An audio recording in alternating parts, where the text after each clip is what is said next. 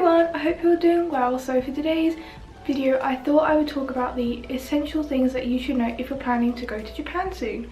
Now I went to Japan back in April, so I can't believe it's already been, how long was it? April, May, June, like it's been almost 3 months since I've been. But yeah, I went there for just over 10 days with my boyfriend and we stayed in Shinjuku in, I think it was the Hotel Gracery Shinjuku, and yeah, it was the most amazing time ever. But before I went, I made sure I did a lot of research and I made sure I knew key phrases and I knew everything I should know about the culture and everything about traveling there. It was also my very first flight, so that made it probably 10 times harder because I'd never stepped foot on an aeroplane before, so I had to also make sure that I knew everything about flying as well. But yeah, so let's get into it. So the first thing of course going to need is your passport, because without this you're not going anywhere. One thing you really need to know is if you're staying under 3 months, then you do not need a visa, you only need your passport to get into the country. But if you are planning to stay over 3 months, then of course you need to apply for a visa before you fly out there. And then one other thing is, before you do land, the air hostess staff will give you a little piece of paper which is a customs declaration form for you to fill out, just to say why you're going to be in the country and your reasons for staying there. So yeah, and then once you pass through the customs line, then you'll have to hand it in and yep, you're in the country. So the next essential thing that you should know if you're going to Japan is that the Japanese culture, everyone there is very, very polite. Like, pleases and thank yous are an essential part of being there. And the one thing that you may notice when you're there is that every time you walk into a shop they will greet you, and it's totally fine not to reply, like it's not rude at all. So if you were wondering what the phrases for please and thank you were, then thank you is arigatou gozaimasu, and then please is onegaishimasu. And I know my like pronunciation and accent and everything is not great at all. I know I have a lot of work to do, but so please don't hate me in the comments section down below, but I'm doing my best to improve, so please be nice.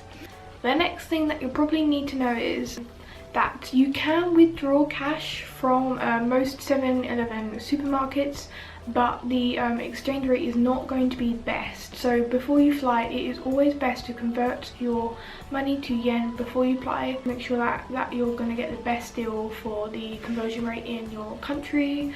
And also, Japan is a very cash-based society, so it is always best to have cash on you at all times. Most shops will not accept cards, so yep, always make sure you have cash on you to make sure that you're not going to get caught out in any way. An extra thing to add to that is Japan is a no tip based country as well, so they do not accept tips at all, so you don't feel like you need to tip. The next thing you're gonna want to know is that whilst you're on public transport there, it is always best to remain very quiet.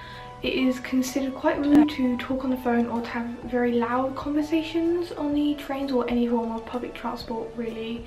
If you do need to talk on the phone, then you'll often see people going into the like corner of carts or of the train carriage to have a phone conversation, which is fine because, you know, sometimes you need to talk on the phone, but it's perfectly fine just to have a quiet conversation with your friend, but just to try and keep the volume down.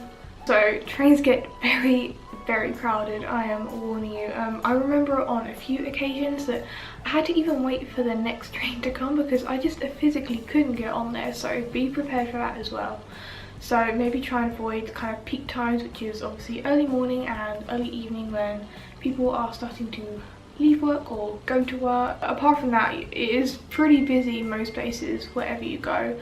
I mean, I stayed in Shinjuku, so you can imagine how busy it got most days, but yeah, I'm mainly stuck in the Shinjuku, Shibuya, Harajuku area, so it is always going to be very packed there, but you get used to it pretty quickly. And because I come from London, I'm always used to trains and stuff being very, very crowded. Another thing to note about Japan is they don't really have any bins in public areas, as it's considered to be kind of like a safety hazard almost, so it's always to just carry your rubbish or whatever you need to throw away in your bag, and then when you can just dispose of it then. And the last thing I'm going to talk about is something you've probably heard of before, but Japan has this thing called squat toilets, and you're probably thinking, what the heck is that, a squat toilet? But yeah, these are a thing. They're mainly in stations, so if you do need to go to the toilet in a station, then be prepared for having to use a squat toilet, which I did have to use on a couple of occasions, and it is a bit of an experience, I have to say.